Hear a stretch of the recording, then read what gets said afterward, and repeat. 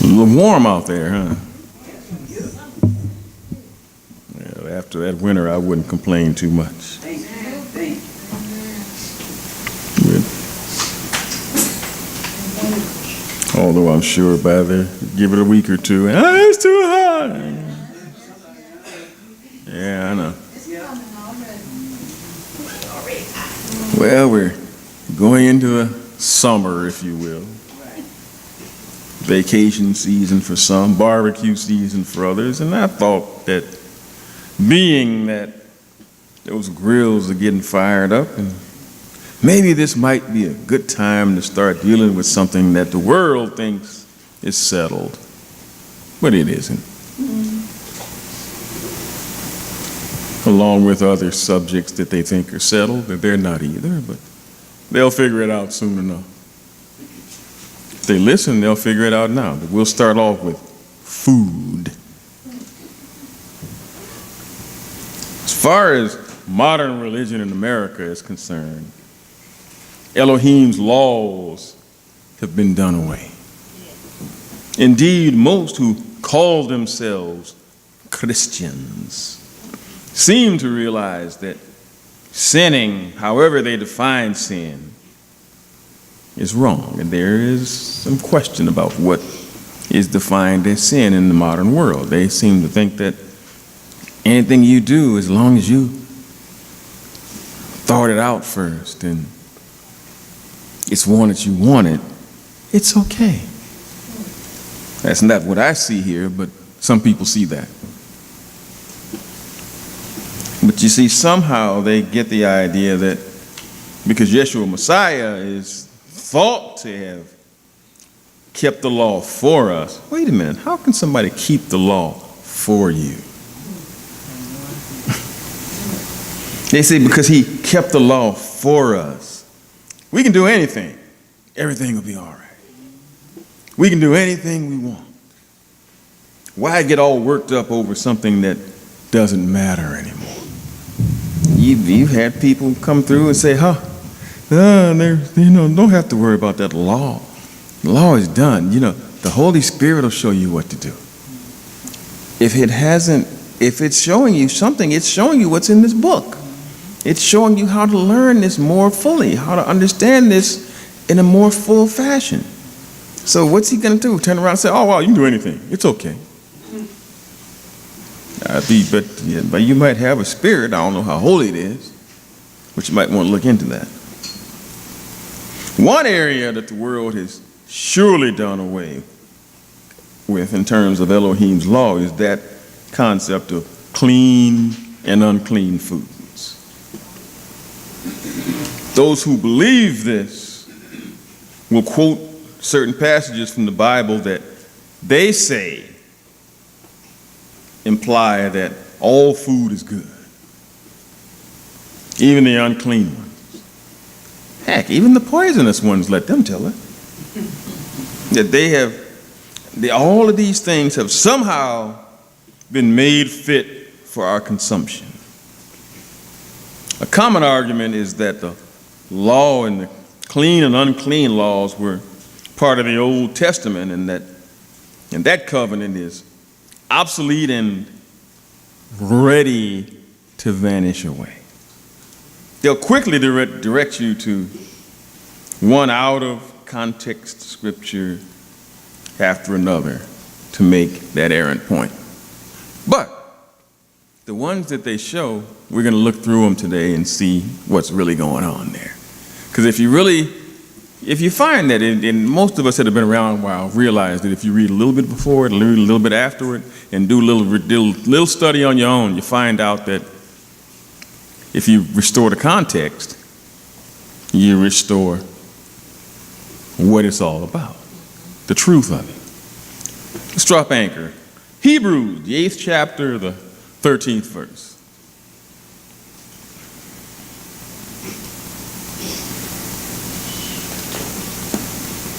Hebrews, the 8th chapter, the 13th verse, which says, in that he says, now he has made the first old. Now that which decays and waxes old is, now notice the wording of it, how they're not even thinking. That which waxes old is ready to vanish away. Then now he speaks of is the point at which he makes the national covenant with the Hebrews that are to be raised up during the millennium. Many don't even know about this, so how can they say that it's already gone away? That it's already, he says it's ready to vanish. He didn't say it vanished yet. But, when you're dealing with people like that, they're not caring about facts. They just want to do what they want to do. So it really doesn't matter. Many don't even know about the millennium. But they say that the ending of the Levitical priesthood ended all of the laws. And they errantly add in the dietary law to these nullified laws, none of which, if you really dig into it, is true.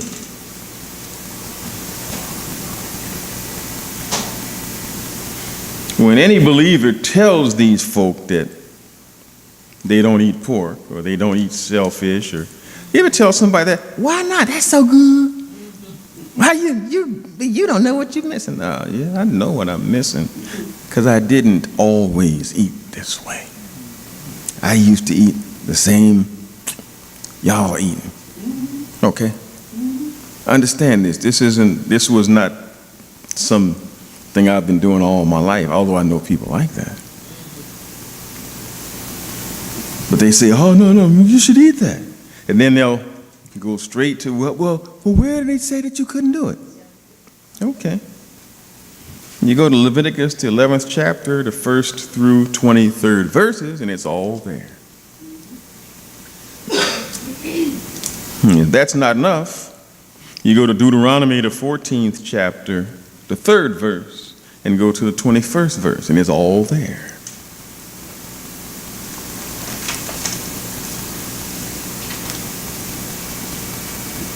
But once you say that, you're immediately labeled as Jewish. And of course, that's the worst thing you could possibly do, right? Be a Jew.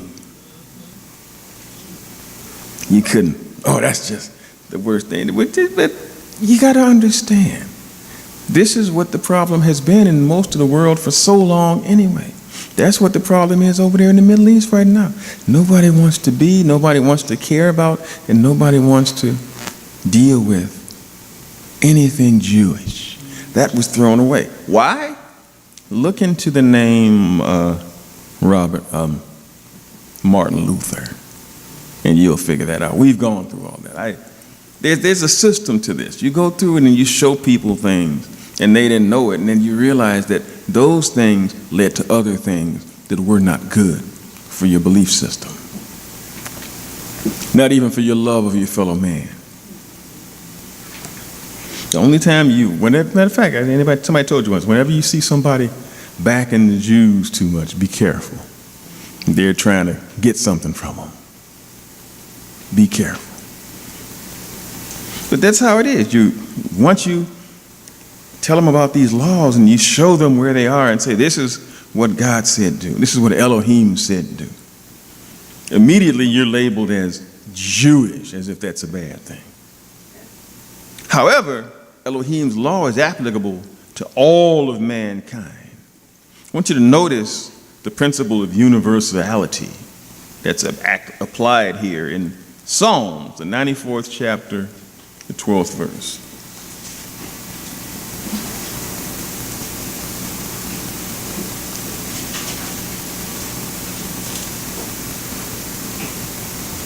Psalms, the 94th chapter, the 12th verse, where it says, blessed is the man whom you discipline, O Yahweh, and whom you teach out of your law. Did it say anything about who he was teaching it to? In terms of nationality or ethnicity or anything like that? He says, the man who you discipline and whom you teach out of your law. That sounds kind of universal to me, doesn't it? Sounds like he's not talking about one person, he's talking about anybody that'll listen, right? Let's go to Ezekiel, the 18th chapter, the 5th verse, and look who's coming in. Yes. Ezekiel, the 18th chapter, the 5th verse. But a man that is righteous and does what is just and right, who has not eaten on the mountains, and his eyes have not been lifted up to the idols of the house of Israel, and has not defiled his neighbor's wife. In other words, those who have not sinned. Oh, wow. Weren't those sins done away? Sorry.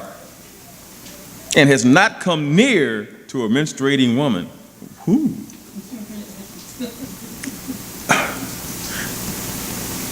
I can't jump over that.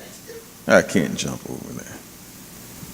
You heard years ago that there was a certain time that you were not allowed to do certain things. Now, some people say, oh, well, you hear some people, oh, we know that's done away. That should prove it's not, that the others aren't either. But this one is a little bit easier. You can see the reason why you wouldn't do such thing. It's just simply unclean. But why would it be here if this law is supposed to be so done away? Verse 7. And has not oppressed a man. He returns his pledge to the debtor and has not robbed by robbery. Has given his bread to the hungry, and he has covered the naked with clothing. He has not given on interest, and he has not taken increase. Well, that just shut down all the banks. He has turned his hand from injustice, having done true justice between man and man. He has walked in my statutes, and he has kept my judgments to deal truly or honestly. He is righteous. Living, he shall live, declares Yahweh, Elohim. In other words, if you do these things, you will continue to live and probably have very little difficulty. Maybe not so much in this world because there's no respect for these things. But if you live this way among people who respect this way of life, life will obviously have its share of problems, but they won't be the normal problems that you would have if you were just out there doing anything you wanted. Let's go to Mark, the 2nd chapter, the 27th verse.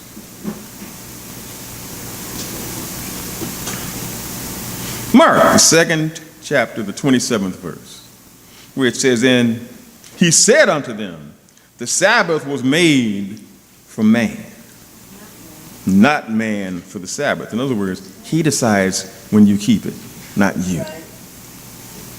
Therefore, the Son of Man is master even of the Sabbath. Not the Catholic or Protestant church.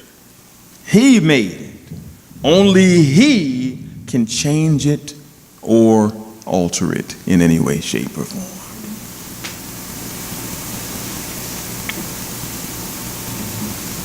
Romans, the 2nd chapter, the 12th verse.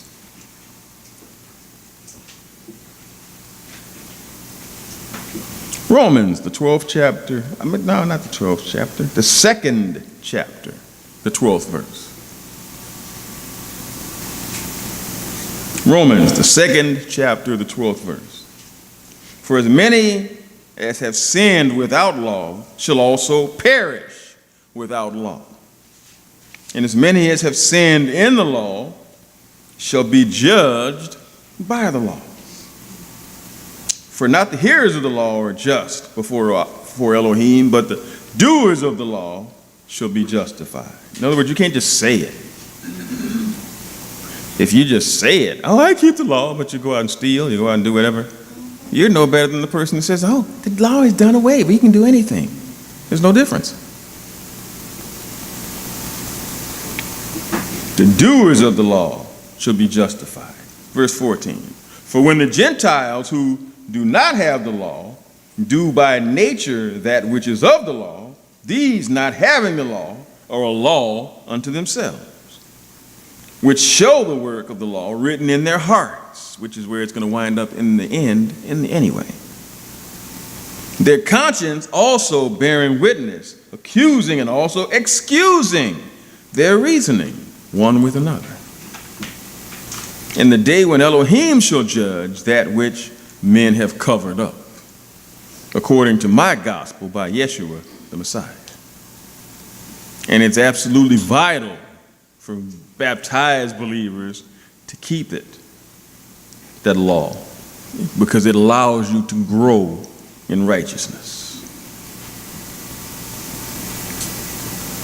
Another one, Deuteronomy, the 6th chapter, the 25th verse.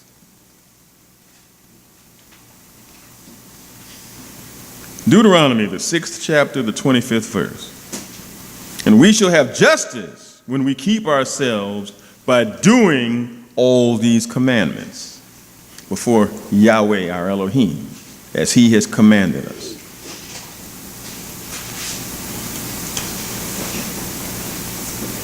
It seems like it's quite a beatdown taken for those people who say that there's no law. And to be all honestly, it's going to be pretty much of a beatdown for those who say that they can eat anything too.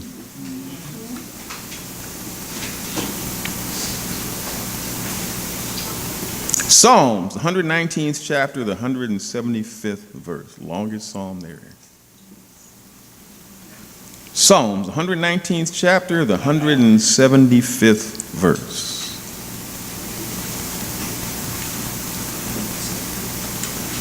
Where it says, "Let my soul live, and it shall praise you. And let your judgments help me.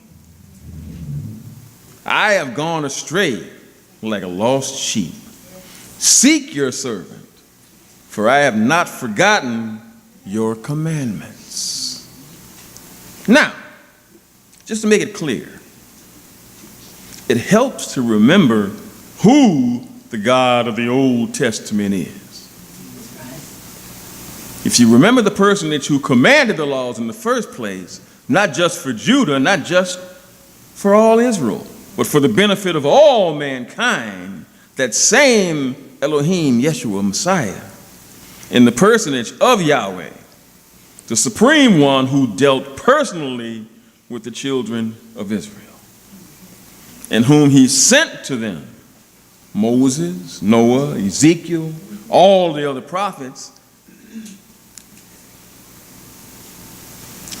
Well, he didn't send them, but they kind of took over the Pharisees and Caiaphas, the high priests, who also asked the Romans to kill him. But notice the words of Yeshua here in Matthew, the 5th chapter, the 17th verse.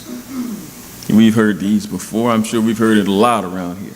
Matthew, the 5th chapter, the 17th verse, where it says, "Do not think that I came to destroy the law or the prophets. But I do not come to destroy, but to fulfill. For assuredly I say to you, till heaven and earth pass away, not one jot or one tittle will by any means pass from the law, until all is fulfilled." And I think we found out rather solidly last week what it means to be fulfilled. Fulfillment does not mean you don't do it anymore. I think we heard about that last week. We won't go back through that. That's a lesson we all learned at some point. You see, since Elohim gives us only good things, at least that's what it says in James 1:17, and the Apostle Paul certifies that the law is holy and the commandment holy and just and good.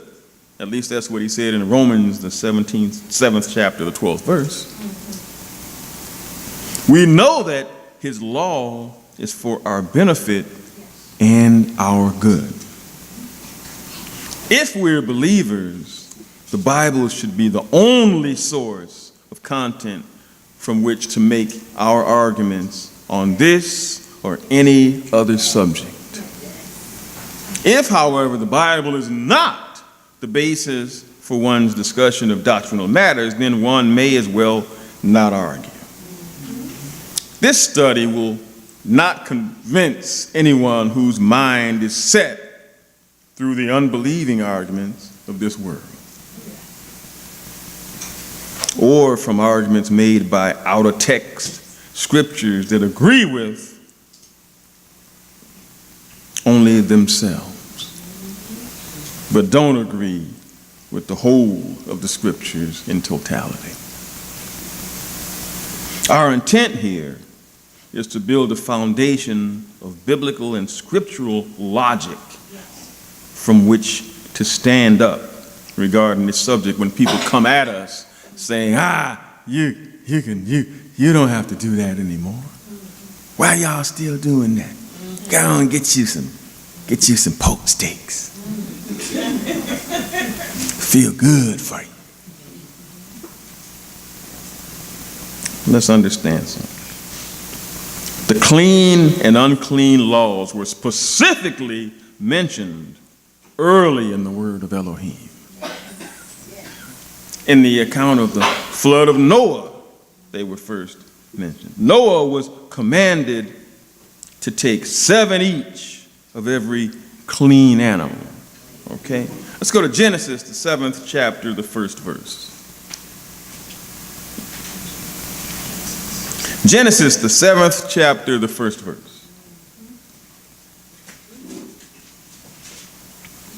And Yahweh said to Noah, you and all your house come into the ark, for I have seen you righteous before me in this generation. That's wild. All of the folks that were created from Adam to these 8 members of Noah's family were the only 8 people on the earth that he found righteous before him. In other words, acceptably righteous to be saved. That's wild. Verse 2. You shall take to yourselves from every clean animal by 7s, male and female, and from the animal that is not clean by 2, male and female. Why so many clean animals? Number 1, you got to have something to eat. Number 2, you don't want that many of the unclean because, they multiply so quickly, you'll have a whole lot more of them than you want to deal with. And somebody might decide, well, why don't we eat some of them? Hopefully that wouldn't happen, but you never know. He, taking all that into consideration, did these things in a logical manner so that these issues wouldn't even present themselves. This is the mind of Elohim that we follow. When he and his family were back on dry land, I want you to notice something. Noah took of every clean animal and of every clean bird and offered burnt offerings on an altar. And because of Noah's faith, Yahweh agreed within himself to never again destroy all living from the earth. Let's go to Genesis, the 8th chapter, the 20th verse.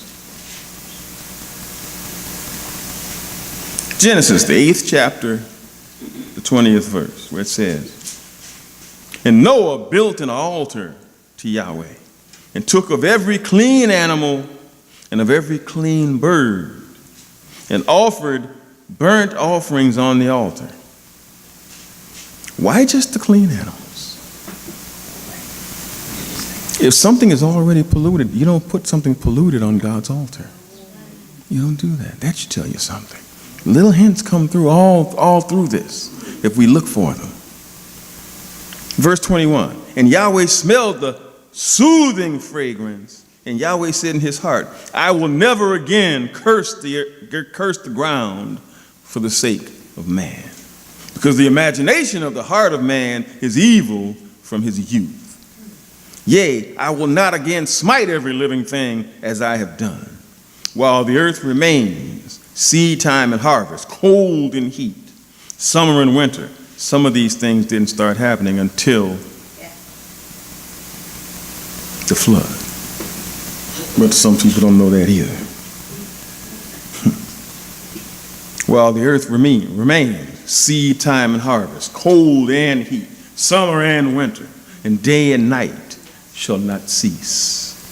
Noah was if you notice, never specifically told in the Bible to sacrifice any animals, much less was he told which ones. Okay, so how did he know what to do? How did he know what to do? This suggests that these laws of sacrifices and clean and unclean meats were already known and practiced before the flood, even from the earliest days of mankind. If you compare Genesis, the 4th chapter, the 4th verse, Abel's acceptable offering, and I'll read it from the ISV because it details some things in the Hebrew versions that may not be in the King James. Let's go to Genesis, the 4th chapter. Let's go back to the 3rd verse. Genesis, the 4th chapter, the 3rd verse. Later, Cain brought an offering to Yahweh from the fruit that he had harvested, while Abel offered the best parts of some of the firstborn from his flock. Yahweh looked favorably upon Abel and his offering, but he did not look favorably upon Cain and his offering. When Cain became very upset and depressed, Yahweh asked Cain, "Why are you so upset? Why are you depressed? If you do what is appropriate or what is right, you'll be accepted, won't you? But if you don't do what is appropriate, sin is crouching at your doorway, turning toward you. However, you must take dominion over it." In other words, you've got even now an opportunity to get yourself right by wrestling this thing to the ground and going and doing what the right thing is to do. No, he's telling you to do something that you want to do. So he went out and killed his brother. Why? Because his brother was doing the right thing and he wasn't. And he figured at some point he's going to get something I don't get. So I'm going to take it. Now he's got to give it to me. Who does that sound like? If I kill all the people, he's got to give me another chance to create more and start over. And I get my world back, Satan. Also notice that since there were no Jews or Israelites then, not even any Hebrews, the name first came up regarding Abram in Genesis, the 14th chapter, the 13th verse. So it came up far later in the book. Therefore, these laws are obviously not Jewish laws.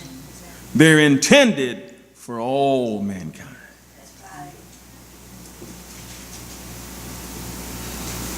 Genesis, the 9th chapter, the 3rd verse, contains a command that has proven difficult for some in the world to accept or understand it. You see, in Yahweh, in this thing, Yahweh says to Noah, "Every moving thing that lives shall be food for you.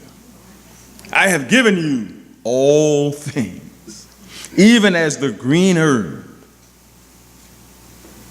Now, of course, the folk that want to eat horse, want to eat a rabbit,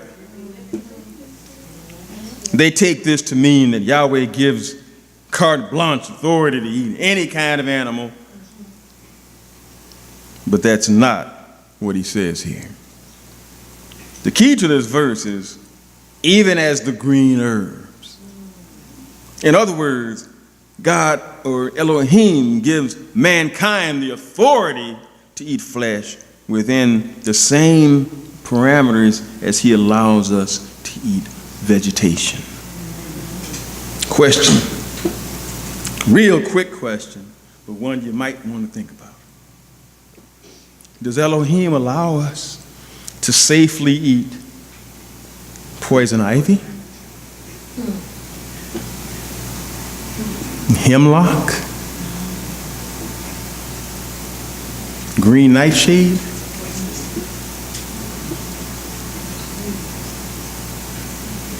Does he allow you to eat poisonous plants and remove the poison from them for you so you can eat all you want and have rashes all over. Oh, no, he doesn't. Of course not. Just as certain plants are harmful to us, so are certain meats. Amen. Yahweh did not give poisonous herbs as food. He said, I will have all the plants. There are several plants, if you bite into them, they will kill you. There are mushrooms. If you bite into them, they will kill you. When he says that you can eat anything, does that mean, oh, wow, I can eat the mushrooms too? He's going to remove the poison from them. Yeah, right. You see, he gave man the helpful and healthful herbs. Man can determine which herbs are healthful because overeating for so many times, and like now, you've got scientists that have searched these things out, and they can tell you, don't eat that one. You'll go to the encyclopedias or whatever, and they have pictures of it. Don't eat that. Be careful of that. You don't want to eat that. But of course, you got some people, well, I want to eat it anyway, so Exactly. Well, if this, and it's just like we saw in the Bible study. Some people, even after the world has been perfected and everything's great, they're going to still, wow, I still want to do, that girl cute, I still going to go over there. That bank got more money than I do. I'm going to go rob that bank. I don't care what God said. There it is. So at any point in time, you can always have some folk that want to go do their own thing, want to go their own way, want to feel good, and then they say, oh, see, I did it my way. Here's what it is. Yahweh did not give poisonous herbs as food. He gave man the healthful herbs. Man can determine which, like as I said, he can determine which herbs are healthful. But man cannot by himself always determine which flesh foods are harmful. But wouldn't you think that the Creator would know why pigs aren't worth eating? The digestive system takes in 20 times as much poison as any other. And it's still there. You cut them open, that stuff just comes running out there. A buddy of mine did something at a cookout once. He said, bring me that. They brought in some pork steaks. He took the pork steak and put it on the table. And he said, now bring me some of that beer over there. He brought him a beer. He poured the beer on the steak and just let it sit. That thing started oozing, and all of a sudden the little trichomonas worms, the worms started just crawling out of the steak. He took it in hand and said, go and cook that if you want to. She threw it away. And I don't know if anybody else ate any pork that day. But you see, this is why Yahweh had to determine for us which meats are clean and which ones are not. You see, since the flood, every moving thing was allowed, but everything moving was not clean. Everything moving was not healthful. Everything moving was not non-poisonous. There are types of animals where it might be good for food, but just at the same time, there are other animals that Elohim gave us that are not healthful. Just like those non-poisonous herbs, there are also poisonous herbs, and you have to know which one is which. Now, this does not give us permission to do as we please, as many would like. In giving these instructions as to what to eat, he gave us some reasons why that man maybe was not aware of at the time. Now, if you go back to Leviticus 11, 1 through 23, he shows you what to eat and what not to, and why.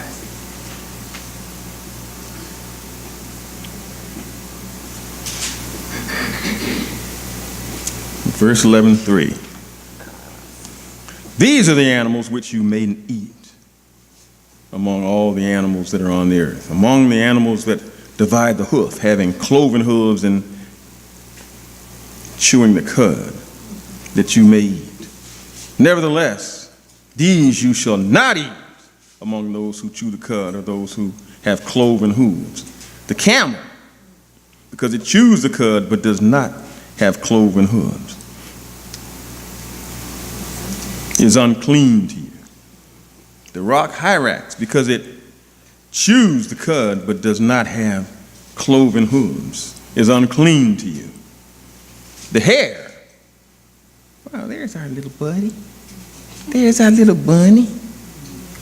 Because it chews the cud but does not have cloven hooves, is unclean to you. And the swine, though it divides the hoof, having cloven hooves, yet it does not chew the cud, is unclean to you. Their flesh you shall not eat, and their carcass you shall not touch. They are unclean to you. Why is the carcass unclean to you? Because if you cut it open, you'll see things crawling around in there that if they jump off on you, you got to go somewhere and wash yourself pretty well and get that stuff off. Or you will, whatever he died with or from, you might find yourself in the same situation medically. There are reasons for that. I see somebody over there scratching now. I ain't trying to scare nobody, but it is what it is. It's real. Verse 9, these you may eat of all that are in the water. Whatever in the water has fins and scales, whether in the seas or in the rivers, that you may eat. But in all the seas or in the rivers that do not have fins or scales, all that move in the water, or any living thing which is in the water, they are an abomination to you. Oh, it didn't say don't eat it. What does abomination mean?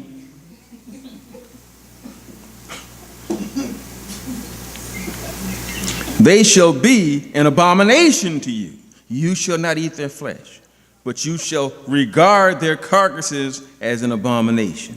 Even after they die, you can't eat them either. Matter of fact, most things, there's a general thing that says that if you walk around and see something laying there dead, you don't know how long it's dead, so you can't eat it anyway because it's already set up poison. You can't eat anything that something else killed. Can't do it.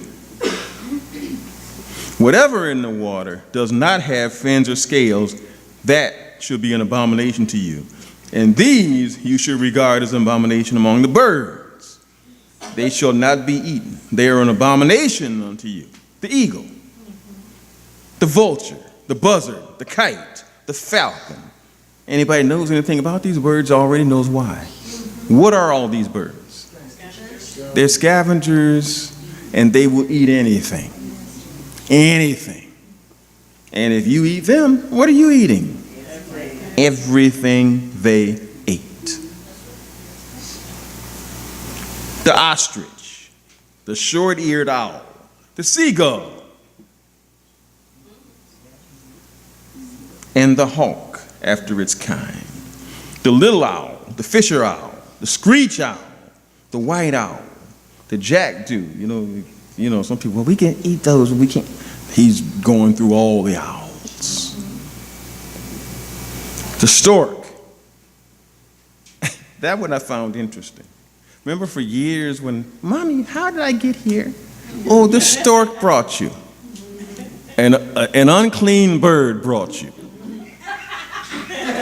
Yeah, an unclean bird brought you. I'm so glad my mama didn't tell me that lie, because the kind of kid I was, we had one set of books, encyclopedias, and that's all I had to read. So I'm pretty sure when she said, the stork brought you, Ma, storks are unclean. And then I probably got smacked again, but that is what it is, But the carrion, the vulture, the stork, the heron, the hoopie, and the bat, all flying insects that creep on all four shall be an abomination to you. They are anyway. If you have been bit by a mosquito, you know they are anyway. But we won't go there. But yet, these you may eat of all the flying insects that creep on all fours, which have jointed legs above their feet. Ooh, I know what that is already. Which to leap on the earth. These you may eat. The locust, after its kind. The destroying locust, after its kind. The cricket, ooh, after its kind. Wow, that's got to be kind of crunchy. And the grasshopper, after its kind. Oh, come on now, you ain't had good till you had some chocolate covered grasshopper. They're actually not bad.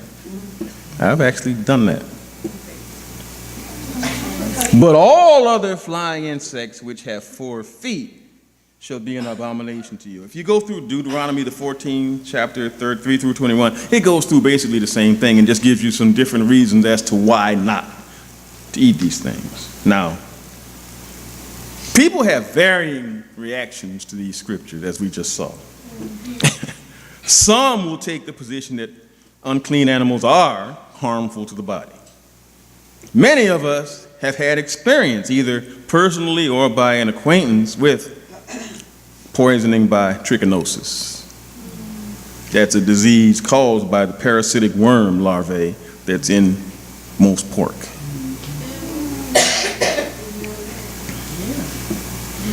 Or they've become sick from shellfish. Some people, and sometimes you got to be careful with this stuff, even when it's clean, if it's not handled properly. You get these people now that are getting into eating raw fish. What do they call that? Sushi. No, I'm not going to say it's unclean. I'm just saying that you have to be careful with it. That's all. Anything that's not cooked, it can't. You got to be very careful that it's not left out too long. That's just logic. I'm not saying anything against sushi. If you want to eat, but if you knew sushi, hell, shut up. But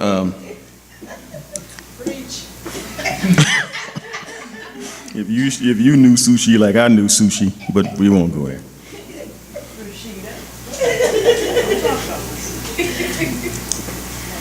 But others will bring up, some family member who ate pork and ate crawdads and drank a bottle of whiskey a day, smoked cigars every day, and lived to be 102 years old. What you got to say about him? Uncle W drank 2 bottles of whiskey every day, smoked 3 cigars, ate crawdads for breakfast, ate pork steaks for lunch, and he lived to be 102 years old. Now, what you say about that, Pastor?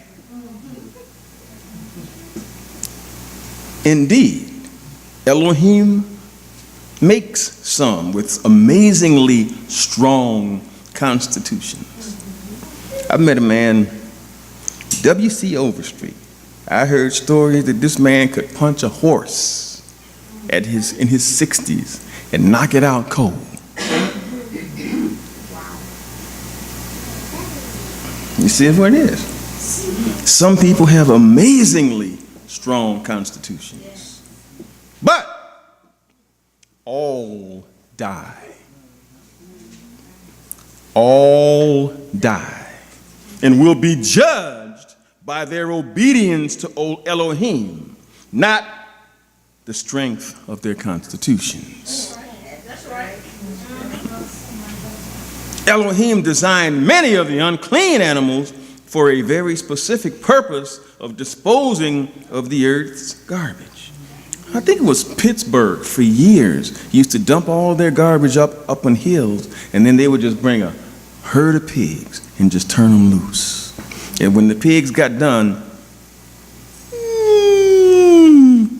that whole pile was gone.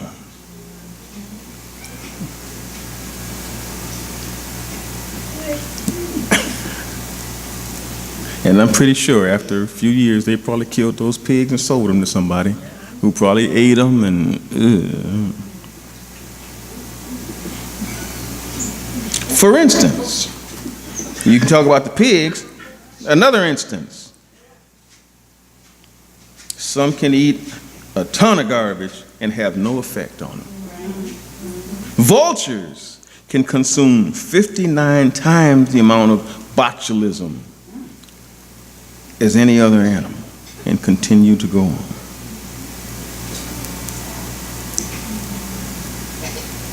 Seagulls can take anywhere from 50 to 60 times as much neurotoxin into their system as any other bird. Eagles can take on 50 to 60 times as much neurotoxin. The neurotoxin is it's a neurotoxin that causes botulism. You take one tablet, it would kill you.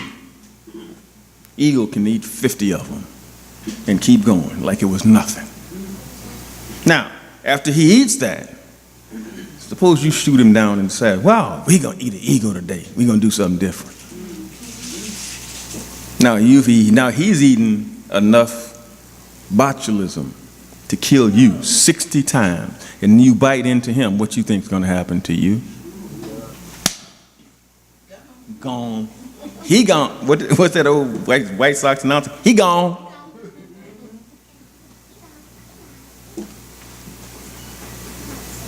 It's just how it is. It's just how it is. Pigs are scavengers. They'll eat anything. And if pork is not fully cooked to kill all of the Trichinella spiralis that's in it, it can destroy a person's health or even kill them. Know that. Even though people throughout the world eat unclean food and live, and even though we could probably do the same, and many of us once did. Love me some pork ribs, I ain't gonna lie to nobody, but I don't do it now. Gave it up. Might be why I'm been sick as I am, all the junk I ate. But I stopped eating it, so it seems like I'm kind of recovering from everything slowly.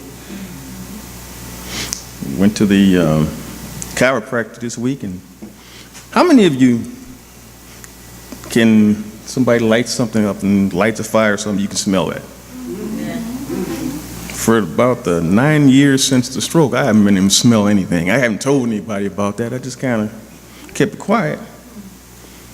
Well, after 5 or 6 sessions with a chiropractor, I can now smell flowers. I can now smell food. I can now smell things for the first time since the stroke. All the doctors said, well, you lost that. You'll never have that again. I said, no, I haven't given up on it. But now I can smell stuff. But who knows that all of that, even the stroke itself, might have been from all that pork and junk I ate for who knows how long. Who knows?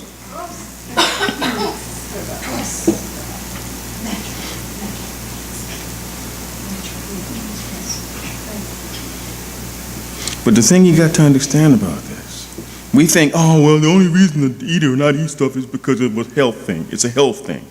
No, it's more than that. It's more than a health matter. You see, in the Bible, Elohim never directly connects keeping the law of laws of Leviticus 11 and Deuteronomy 14 with health. Never did that. In reality, let's understand this and don't miss it. The laws of food are not about health, although they are, but that wasn't the reason that they were put forth. In reality, the laws of food and health are a test commandment to see if we will obey Elohim. That's right. Period. What do you mean when I say that? What scriptures do you pull out to prove that? How can you do that? Well, the best one to start, let's go to Acts, the 10th chapter, the 9th verse. Acts, the 10th chapter, the 9th verse. If you remember this is where Peter went to the house of Cornelius and some amazing things happened. But they use this for another reason, and if you've heard any of the arguments before, you've heard these arguments already. Acts, the 10th chapter, the 9th verse. The next day, as they were on their journey and approaching the city, Peter went up on the housetop about the 6th hour of the day to pray. And he became hungry and wanted something to eat.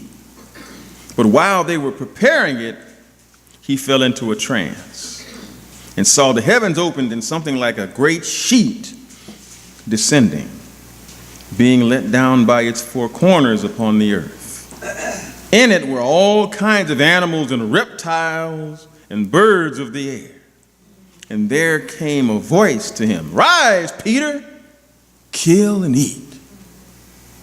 But Peter said, "By no means, Master, for I have never eaten anything that is common or unclean." Wait a minute, isn't this New Testament? Just throwing that out there. Verse 15. And the voice came to him a second time. "What Elohim has made clean, do not call common." This happened 3 times, and the thing was taken up at once to heaven. First, let's not get too goofy like a lot of folk do. What is the subject of Acts 10? It's evident from a thorough reading of the chapter that it is entirely devoted to the conversion of Cornelius, a Roman centurion. You find that in verse 1. The first Gentile baptized into the church of Elohim. Peter's vision must first be understood against this background to be understood correctly. Since it's apparent that Peter himself does not at first understand what his own vision meant. You see that in verse 17. He certainly does not jump to the conclusion that all meats are now clean, because his background didn't reflect that. That would be a new teaching to him, because for the years prior to this, and certainly all the time that he was following Yeshua as disciple, he wasn't hearing any of that. If it was something that he was going to do, you would think he would have mentioned to his disciples, "Oh, by the way, y'all can eat all the pork y'all want." Just something to think about. While he is pondering it, a delegation from Cornelius arrives and requests that he travel with them to Caesarea to speak to the centurion. Yeshua tells the apostle directly to go with the men in verse 20. "For I have sent them." Obviously, Elohim was orchestrating this entire situation. Thirdly, if unclean meats had been approved, again, wouldn't Peter have already understood this from having followed Yeshua all these years? Wouldn't he at some point have told them, "Oh, y'all can eat anything you want"? If it were true. He lived with their Savior for over 3 years, up until the day he died and before he rose. If anyone knew that the law of clean and unclean meats had been abolished by Yeshua's sacrificial death, it would have been Peter. But at this point, a decade later, he's operating under no such notion. Fourth, his reply to the voice, which Peter identifies as Yeshua's voice, is quite confident, even vehement. Not so, Master. Or put it in our colloquial English way, he says, oh, sure, rise and eat. No way. This was a command that the apostle knew went against everything he knew about Elohim's law. Even though the voice repeats the command twice. Go to verse 16, it's there. Peter never changed his mind. What did Paul say in another verse? Whether it come from an angel or from somebody else, if it's something different than what you taught to us, don't do it. Adam might have heard that, might have heeded that, might have saved us all a little problem. Fifth, within this context, Peter himself reveals what the vision meant. To those assembled in Cornelius' house, he says in verse 28, you know how unlawful it is for a Jewish man to keep company with or go to one of another nation. This is how closed off they had come under the Pharisees. He said this is going to be a house of worship for all nations. They went and says, oh no, he's our God. That wasn't what was intended. But that's what they were teaching back then, so that's what they went along with if they wanted to get along with the Pharisees, the Sadducees, the scribes, the high priest. Obviously, he didn't. That's why they killed him. But that's a whole other story. But Peter never changed his mind, but he says, you know how unlawful it is under the Pharisees thing for a Jewish man to keep company with or go to one of another nation. But Elohim has shown me that I should not call any man common or unclean. Verse 28, and he said to them, you yourselves know how unlawful it is for a Jew to associate with or to visit anyone of another nation. But Elohim has shown me that I should not call any person common or unclean. So when I was sent for, I came without objection. I asked then why you sent for me, and they went through that. You see, the vision of unclean animals was merely an illustration Yeshua was using to help Peter understand that salvation was now open to those who were previously held at arm's length by the Pharisees' version of Judaism. You saw that in Acts, the 11th chapter, the 18th verse, where it says, when they heard these things, they fell silent and they glorified Elohim, saying, then to the Gentiles also Elohim has granted repentance that leads to life.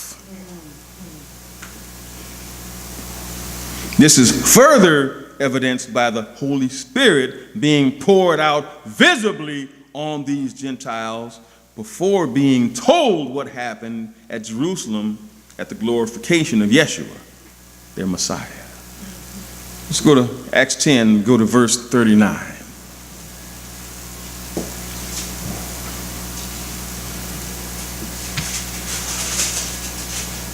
Verse 39. And we are witnesses of all that he did, both in the country of the Judeans and in Jerusalem.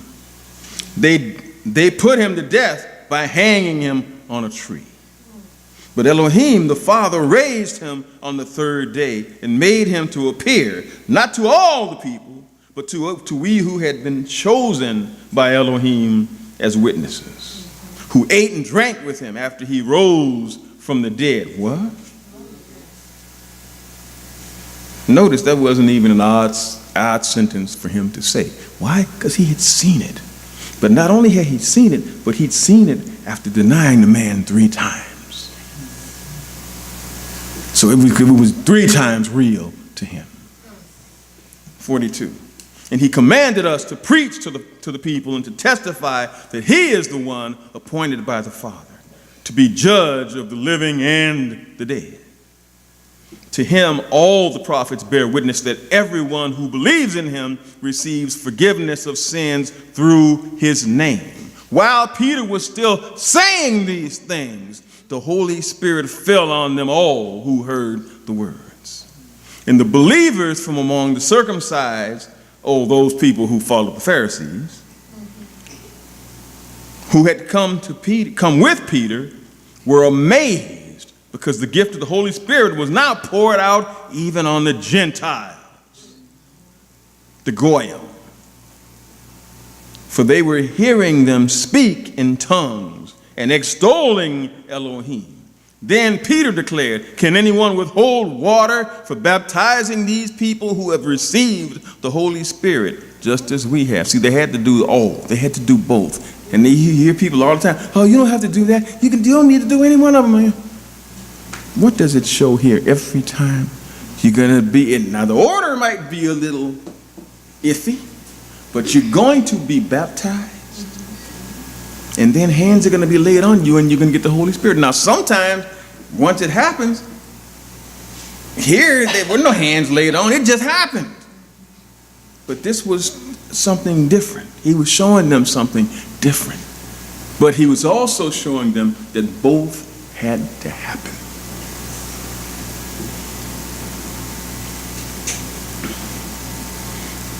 And in reading, notice, Peter nor Luke, the author of Acts, makes any further commentary regarding clean or unclean foods. If this is what they were talking about, wouldn't they conclude that either you can or can't or say something about it?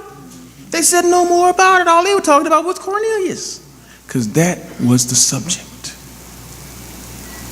Not clean or unclean foods, as the vision had served its greater purpose and was not about foods at all. Lastly, nowhere in the context is it ever said that Elohim had cleansed unclean meats. This is something assumed by readers with a predisposition against this statute regulating what they should eat. I should be able to eat anything I want. We've heard it. We've heard it here. Every creature is good. Another passage that seems to state that all flesh can now be eaten is found in 1 Timothy, the 4th chapter, the 1st verse.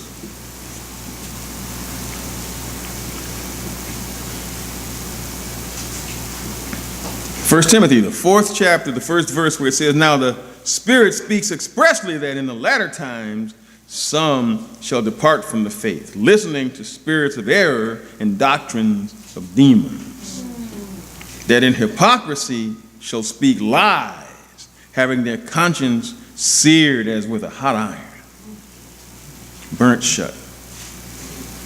Kind of like what happens with the sealing machine you got for the, you shut, nothing can get in and out unless somebody cuts it open. Verse 3, "They shall forbid to marry," Catholics, I'm sorry, "and shall command men to abstain from foods, which Elohim has created to be taken with thanksgiving by those who are faithful and have known the truth. For everything that Elohim created is good, and nothing is to be refused. If it is received with thanksgiving, for it is," and here's the key, "it is sanctified by the word of Elohim and prayer." The chapter begins with a prophetic warning from Paul against false teachers and their false teachings in later times. Their doctrines would be those of demons, and one of them commands their followers to abstain from foods which God created to be received with thanksgiving. You found that in verse 3. Many stop right there, because that's all they want to do. Hey, just say thank you and eat anything you want. But the rest of the verse is essential to our full understanding of it.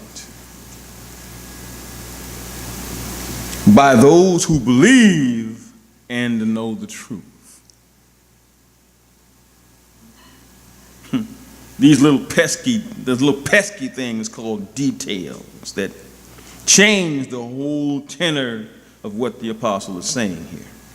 Notice that the subject of foods or meats in general, not necessarily unclean meats, this must be read into the passage. You see, if we consider only the word foods, it is just as likely that Paul means that false teachers would preach against eating beef as against eating pork or shellfish. However, the rest of the verse modifies the term a little bit. What foods did Elohim create to be received or eaten with thanksgiving by those who believe and know the truth? What truth? The truth we found in Leviticus 11 and Deuteronomy 14.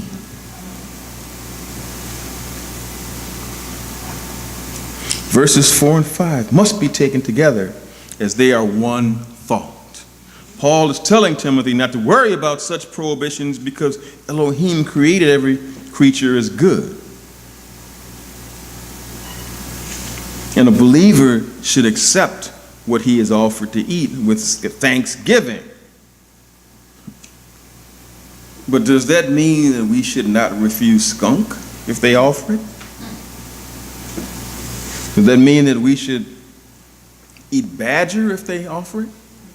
Bear? Tiger? Poisonous snakes? I saw that one and I thought, oh, I remember when that happened once. I almost got sick. I was over in-laws' house one day and they had cooked some possum. And I was sitting there talking to somebody and somebody just shoved it in my mouth. And it was either go down or I'm going to choke to death. I'm like, and just.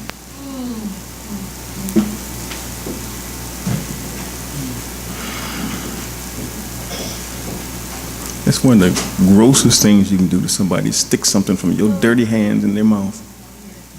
I won't say who it was and I won't say what I did. It wasn't nice. Wasn't nice. But people will do that to you. Be aware of that. Be aware. When people have had too much they will do things like that. Would you eat slugs? Snails? Vultures? Maybe you would go to Pyongyang, China. They'd give you a rat over there. If the cat didn't get him first, or they might give you both. They got a thing over there that's kind of like, what's that thing they have over here? Turducken? I forget how that goes in Chinese, but it's basically like a rat inside of a cat and like, I gotta stop hanging around with these military guys that have traveled abroad. They will tell you some stories that will turn your stomach, I tell you. Would you eat horse? If it was given with thanksgiving? How about eel? Electric eel. I gotta be electrified. Oysters. But according to this mode of thinking, you can eat all of these things as long as we give thanks for it. No.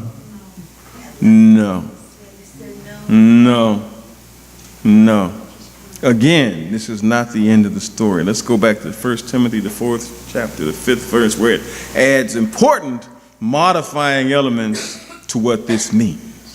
1 Timothy, the 4th chapter, let's start at the 4th verse, where it says, "For everything that Elohim created is good, and nothing is to be refused. If," whenever that if you find in the Bible, you better dig in a little bit. if it is received with thanksgiving. For it is sanctified by the word of Elohim and prayer. For it is sanctified by the word of Elohim and prayer. Sanctified means to set apart for a specific use or purpose. What food do you know of is set apart for a specific use or purpose? The apostle is saying that certain creatures are sanctified or set apart as human food?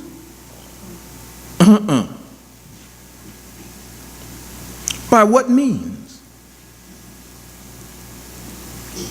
By God's word, the Bible. Elohim reveals these sanctified meats to us, but the sanctification process is not about us. It's like what we're told to do with these meats. In the same places, Leviticus 11, Deuteronomy 14, all the way through both chapters.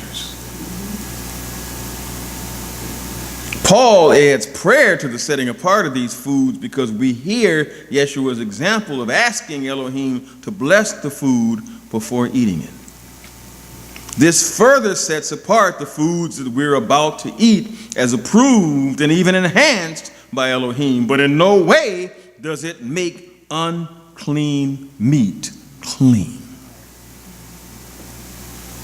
Besides, scriptures give us no authority to make such a request of the Father. Can I please eat some pork? No. No, he's already said don't do it. He's already said it. It's already been carried over. Oh no, that's Old Testament. Then what was all that Peter was talking about? What was all that in Acts? What was all that? In summary, Paul is reiterating that Elohim has set certain foods apart for his people to eat, and we should not be fooled by false teachers who claim either that anything and everything is good to eat, or that certain biblically approved foods should not be eaten. For instance, because they have been blessed by some pagan ritual.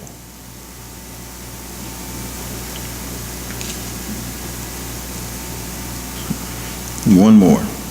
Mark, the 7th chapter, the 14th verse.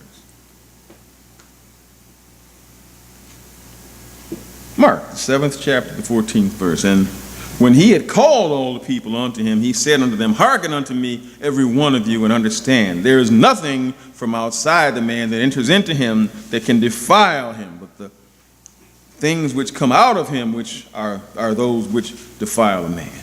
If anyone has ears to hear, let him hear. And when he was entered into the house from the people, his disciples asked him concerning the parable, and he said unto them, are you so without understanding also? Do you not understand that anything from outside that enters into the man cannot defile him? Because it enters not into his heart, but into the belly. And the man goes out to the privy and purges all food. He goes to the bathroom, for those who don't know what that. For he has said that it is what comes out of the man that defiles the man. For from within or out of the heart of man comes forth the evil thoughts, the adulteries, the fornication, the murders, the theft, the covetousness, the wickedness, the deceit, the lasciviousness, the evil eye, the slander, the pride, the unwiseness. All these evil things come out from within and defile the man. And you find a parallel account in Matthew, the 15th chapter, the 1st through 20th verses. Another set of scriptures that some believe state that nothing entering into a man can defile him. Therefore, eating whatever one wishes to is perfectly all right. Right? Wrong. Yet again, those who believe this fail to understand the subject of the chapter. which is Yeshua's denunciation of the Pharisees for their rejection of Elohim's commandments in favor of their own traditions from the Talmud and the oral Torah. Mark 7th chapter, the 7th verse. Howbeit in vain do they honor me, teaching for doctrines the commandments of men. For laying aside the commandment of Elohim, you hold the traditions of men as the washing of pots. We heard about that before. Cups and many other such like things you do. Verse 2 introduces the context. Now, when the Pharisees saw some of his disciples eat bread with defiled, that is, with unwashed hands, not just washing hands, but they were talking specifically about that little thing we heard about a few weeks ago where you've got to wash with this hand so many times, wash with that so many times, wash the hand so many. It wasn't even about being clean. It was a ritual. It was a Talmudic ritual going all the way back to the Babylonian Talmud. Had nothing about it. You could go through all that and hands still be dirty. But you would be completely satisfied in the eyes of the Pharisees. You'd be fine. The dispute was over ceremonial cleanliness. Eating without first washing your hands according to the Pharisees' teachings of how to wash the hands according to the old, not the Old Testament law, but the tradition of the elders. In addition, beyond this fact, note that the kind of food that apostles were eating is bread, not meat. Yeshua's later comments speak generally of foods and whatever enters the mouth, not specifically meat. Mark 7 is not about clean and unclean meats at all. It's about not washing your hands ritually before eating whatever you're eating. So they weren't even talking about eating. They say, he didn't wash his hands. We've heard that before. Verse 19 contains the phrase, thus purifying all foods. If you got more than one version of that, I guarantee you if you go to most of the other ones, you won't even find that sentence there. But through that sentence, many have concluded and got real froggy and jumped to the conclusion that Yeshua declared all foods clean. As many marginal references state, the context, again, is a little sketchy because you find that that phrase, thus purifying all foods, is not in any of the earliest Greek texts and manuscripts. You don't find it in the more reliable Septuagint. It's not there. If it's not in that means somebody probably scribbled it in there. You know how you see how these ministers check out, oh, I know it's in there. I wrote it in there last night. In that particular case, that's exactly what happened. They slipped it in there one night. And it's not in the original in the original transcripts. It's not there. Yet people build doctrine based upon it. They build upon it. It's an unbelievable thing.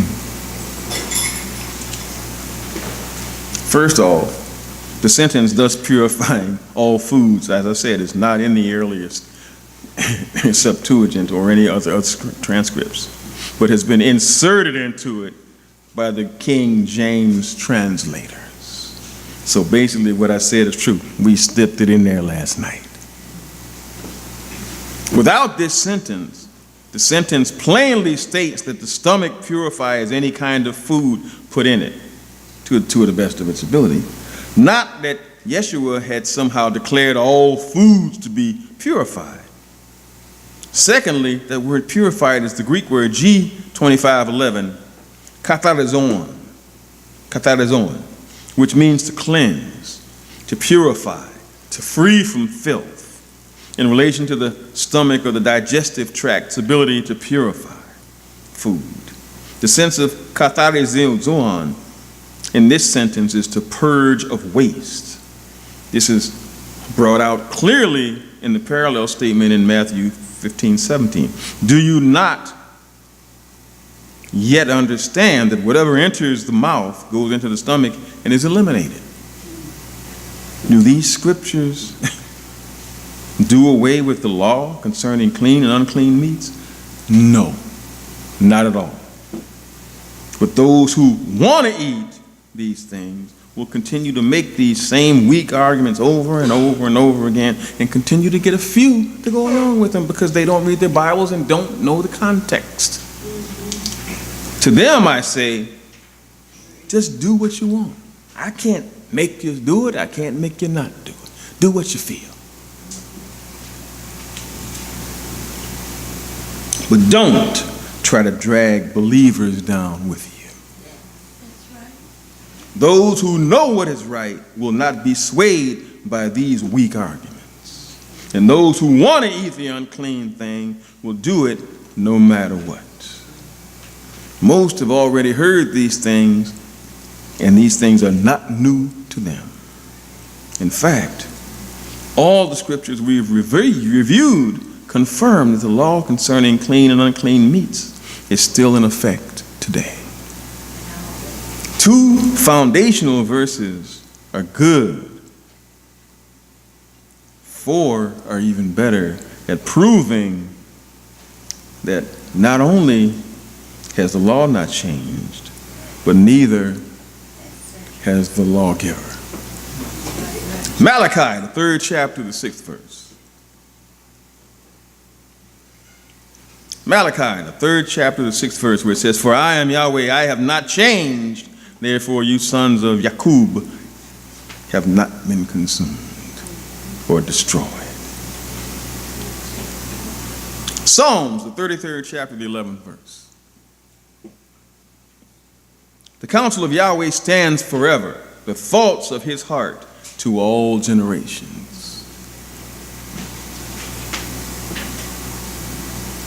Need more? Hebrew, the 13th chapter, the 6th verse. Make that the 8th verse.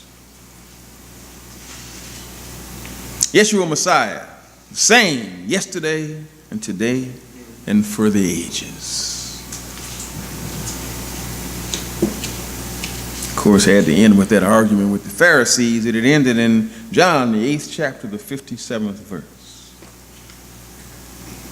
"Then the Judeans said unto him, You are not yet 50 years old, and have you seen Abraham? Yeshua said unto them, Verily, verily, I say unto you, before Abraham was, I am." Elohim the Father and Elohim the Son have good reasons for the laws they've given us. And James reminds us, with Elohim there is no variation or shadow of turning. Rather than assume that an Old Testament law is done away, maybe we should trust that our Maker knows what is good for his creatures and has put it into practice in our lives to make sure that we do these things. But not only to make sure that we do these things, but also to test us and see if we will obey him.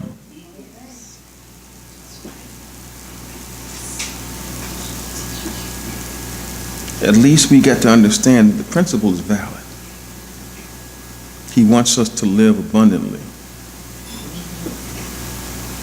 To live that way would be the height of wisdom. Because if we don't obey, how do we ever expect to make it into the kingdom of Elohim? God bless you all.